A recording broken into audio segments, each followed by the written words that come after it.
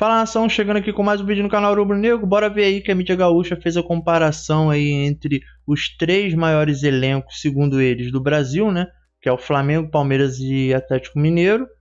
E comparou, fez o comparativo lá, né? Comparação com a dupla Grenal deles, né? Que é o Inter e o Grêmio. E adivinhe só, foi vergonhoso, né? Assim, pelo que eu entendi foi, né? Mas vou deixar para vocês verem aí e julgarem, tá? O vídeo ficou muito interessante. Eles colocaram algumas questões ali, questão de selecionáveis ou não. E ficou uma coisa até bem coerente. Mas não dá dentro, mano. Não dá dentro. E trouxe também o corte do Neto, né? Falando sobre a situação financeira do Flamengo. Ele sempre como é muito coerente. E foi uma informação bem acalentadora para nós flamenguistas. Valeu? Fica aí comigo coladinho que vai vir a informação aí, vocês vão gostar muito do vídeo, o vídeo ficou interessante. Os créditos vai estar na descrição, tá? Verifica se você está inscrito no canal aí, deixa esse likezinho aí para dar essa moral, para dar essa força, não custa nada, é só um cliquezinho, valeu? E comentem aí embaixo o que vocês acharam. Bora lá pro vídeo que aqui é sem enrolação. Vai entrar na tela, no nosso telão aqui, e na tela que você está nos vendo, seja no celular, no computador, na televisão, muita gente vê na televisão, 3 escalações de 3 times brasileiros. 3 escalações de 3 gigantes brasileiros. O Flamengo, o Palmeiras, o Atlético Mineiro. Por que estão aparecendo essas 3 escalações? Porque a gente vai comparar esses 3 times, que já se destacam no início da temporada, com a dupla Grenal. Então, esse é o mecanismo da Interativa. Vamos lá. Flamengo, time base do Flamengo. Rossi, Wesley, que ontem entrou muito bem no jogo da seleção. Léo Ortiz, seleção. Danilo, seleção. Alexandro, seleção.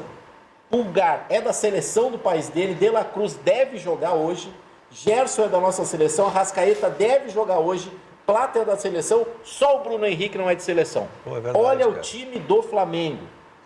Tirando o Rossi e tirando o Bruno Henrique, todos os jogadores são de seleção. Selecionáveis. São selecionados, né? Porque eles estão nesse momento. Palmeiras.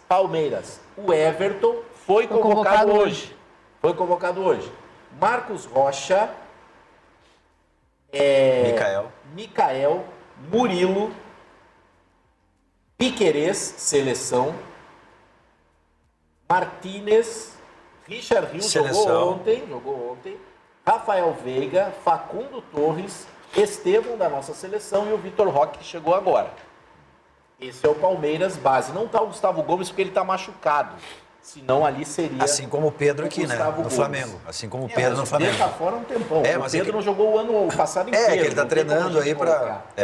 O Atlético Mineiro, Everson, Natanael, Lianco, Júnior Alonso e Arana, seleção, né? Temos aqui Alan Franco, Gabriel Menino, Rubens, Gustavo Scarpa, Coelho e o Hulk. Bom, são os times base, na verdade, obviamente. Entra um aqui, entra outro ali. O Flamengo, como disse o Diogo, tem mais uns 450 jogadores para entrar, entre eles o Pedro. Ô, Cebolinha, um monte de gente. Mas Cebolinha está machucado também. Mas o Luiz Araújo, que também é conhecido como Romário, segundo o Mano Menezes. Sensacional. Mas vamos soltar a interativa aí, a Arruda, por favor. Lucas Arruda, que está com a gente hoje, mais uma vez, dando um espetáculo na direção. Vamos votar na seguinte interativa. A dupla Grenal está no mesmo nível de Flamengo, Palmeiras e Atlético Mineiro? Vou repetir. A dupla Grenal está no mesmo nível de Flamengo, Palmeiras e Atlético Mineiro. Aí temos opções. Só o Internacional, só o Grêmio, os dois ou nenhum. Só o Inter, só o Grêmio, os dois ou nenhum. Querem tirar para o ímpar para saber quem é que vai votar primeiro aí? Eu tenho meu voto que é nenhum. Talvez o Inter possa brigar em algumas posições com, sei lá, o Galo, mas Flamengo e Palmeiras, nenhum dos dois, nenhum. E boto o Atlético Mineiro em relação ao Grêmio também. Esse é o meu voto. Difícil brigar. Também. Vini Moura. Olha, por questão de afinidade, Isso aqui não é BBB. Assim, é que a pergunta é simples, está no nível, não. Não está no nível. Isso aí. Aí Agora, seria a tua resposta, seria nenhum. seria nenhum. Se me perguntar, quem tem chance de disputar com eles? Inter, O Inter. nesse momento. Né? Inclusive, eu gosto de acompanhar o centro do país para entender assim, o que a galera está falando por lá. A imprensa do centro do país. A imprensa do centro do país, que de verdade existe de fato, né? É um outro ponto de vista em relação ao futebol, porque aqui a gente é muito focado e às vezes vem um jogador pra cá e a gente acha que é o melhor jogador do mundo. outro olhar, então, claro. né, lá os caras são mais realistas. Existem as distorções, elas são as mesmas, porém inversas. Exatamente. A gente tem um hiperfoco aqui e eles têm um pequeno foco Pequeno foco aqui. Então, o cara nosso aqui que tá jogando muito bem, eles têm um delay para saber que ele tá jogando bem. Exatamente. E vice-versa, a gente tem um delay para saber que o Gustavo Gomes já era o melhor zagueiro brasileiro, a gente ficava dizendo que era o Kahneman e o Jeromel. Exato. E ele já estava na frente. É isso aí. Mas assim, por exemplo, eu estava acompanhando aquelas listas que o pessoal faz sobre a Libertadores da América, etc. E no centro do país, unânime que o Inter é um dos favoritos ao título da Libertadores. Favorito. E eu fiquei assim, me impressionei. É mesmo. Eu me impressionei. Cara, eu Inclusive, vi isso, eu também me impressionei. Tirando o Palmeiras da lista de tem que ter 3 favoritos. Quando foi isso?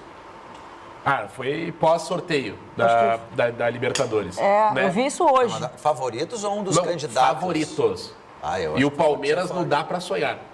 Então, assim... É que o Palmeiras esse ano ele sofreu para classificar na primeira fase e aí depois, na hora dos mata-matas, ele O não argumento foi lá, adiante. inclusive, que o Inter hoje joga melhor que o Palmeiras. É isso aí, é que o olhar que a gente tem do Palmeiras ainda é o olhar do Super Palmeiras do ano passado, do ano retrasado. Perdeu um pouquinho. Mas eu também votaria com vocês nessa interativa aí. Eu acho que o Atlético, o Inter consegue enfrentar o Atlético Mineiro, mas o Palmeiras, pelo Abel, pelo histórico dele, ele tem o Estevam até abril, que é quando faz 18 anos, antes de ir pro Chelsea.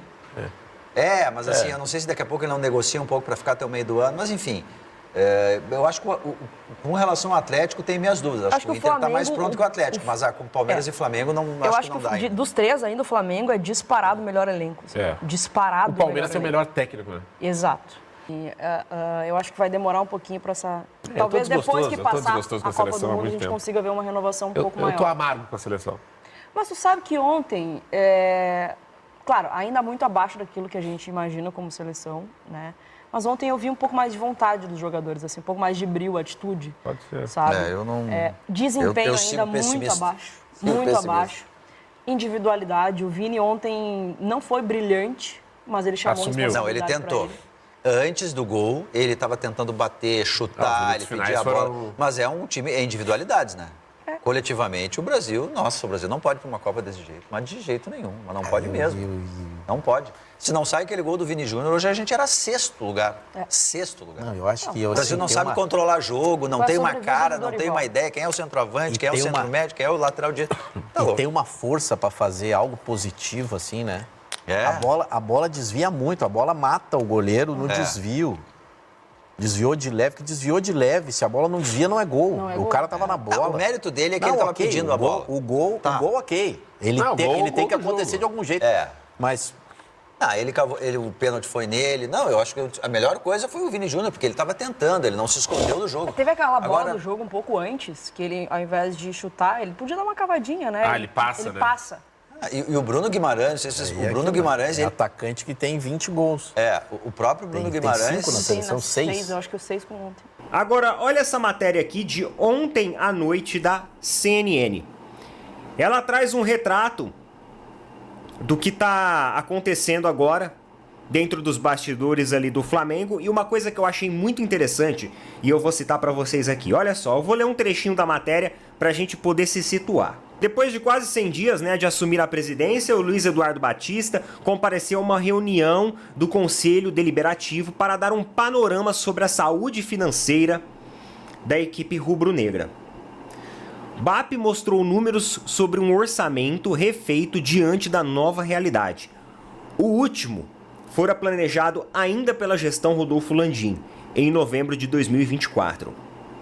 E as novas cifras apontam para uma previsão de uma receita recorde de 1,5 bilhões de reais. Um superávit de 180 milhões e uma queda do endividamento do clube em 175 milhões de reais.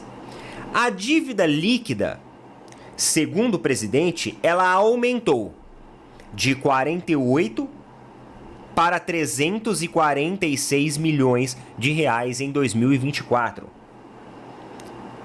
Isso por quê?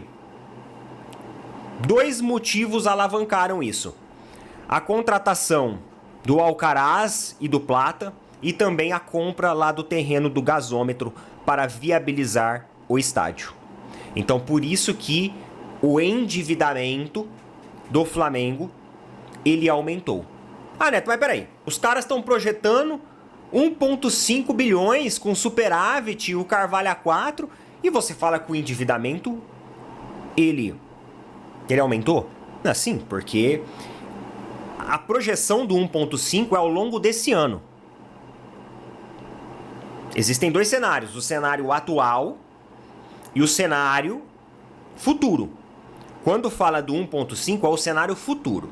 Agora, tem uma coisa que eu achei bem interessante aqui, talvez essa é uma das primeiras vezes que isso está acontecendo dentro do futebol. Eu acho isso muito legal, eu acho que é um benchmark muito interessante. Olha esse trechinho aqui, ó. Dentro do planejamento da nova gestão do Flamengo, eles pretendem mudar muitas coisas em relação ao mercado brasileiro e até mesmo ao próprio mercado. Eles prometem reformular financeiramente, reestruturar financeiramente vários setores dentro do Flamengo, como por exemplo o Flamengo TV é um exemplo disso, e fazer disso uma arrecadação maior. Olha só o que o BAP falou. Vou ensinar ao mercado uma lição. Não deva ao Flamengo, que eu vou colocar na mídia teu nome.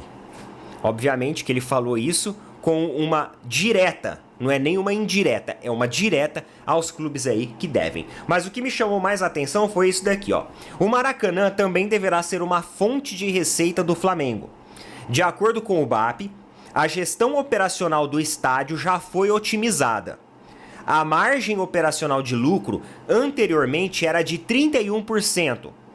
E agora, atualmente, já está na casa de 44%. A previsão é que até o fim do ano, ela chegue ao menos em 55%. A relação do Palmeiras com o Allianz Parque foi dada como exemplo durante a reunião. É isso aí, nação. Isso aí foi mais um vídeo aqui no canal. Trouxe aí o trecho aí dos gaúchos lá, fazendo comparação, né? Realmente não, eles estão mal da perna mesmo, né? Das pernas, comparado com, principalmente com o Flamengo e Palmeiras, né? Em termos de elenco, obviamente. Time encaixado, eu talvez diria que o Inter faria alguma frente durante o percurso do ano todo, entendeu? Com o Palmeiras e se o Palmeiras não encaixar, né? Mas com o Atlético Mineiro também entendo que dá pra fazer uma frentezinha ali com o Atlético Mineiro mesmo. O Flamengo só se acontecer uma catástrofe muito grande pra esse time desandar aí. Trouxe também o Neto, né? Falando sobre a questão financeira do Flamengo. Essa questão aí do endividamento, da dívida líquida ter aumentado, isso aí como já diz, é líquida, né? Quer dizer que ela vai ser dissolvida ao longo do ano. E eu acredito mesmo que o BAP vai fazer o Flamengo aumentar a arrecadação aí. Se ele vai conseguir esse ano 1,5 bilhões, não sei, não é difícil não, entendeu? Se ele conseguir colocar em prática tudo que ele quer lá no Maracanã, com restaurante, estacionamento, etc., eu acho que chega sim, entendeu? Mas eu tô torcendo mesmo para esse estádio sair, o estádio do Flamengo. Ele vai ser tudo do Flamengo. E vai ser uma coisa mais, acredito eu, arquitetada para não gastar tanto. Porque o Flamengo, não só o Flamengo, como o Fluminense também, é muito caro para abrir o Maracanã, para fazer um jogo. Tu paga muito caro, né? Bom, mas isso aí, eu acredito que o BAP já está planejando alguma coisa. Bom, os créditos vai estar na descrição, tá? Deixa esse like aí para dar essa moral, não custa nada, tá? Vai me ajudar muito aqui.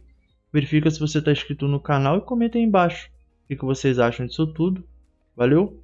Eu vou nessa. Um grande abraço a todos. Valeu, falou e fui.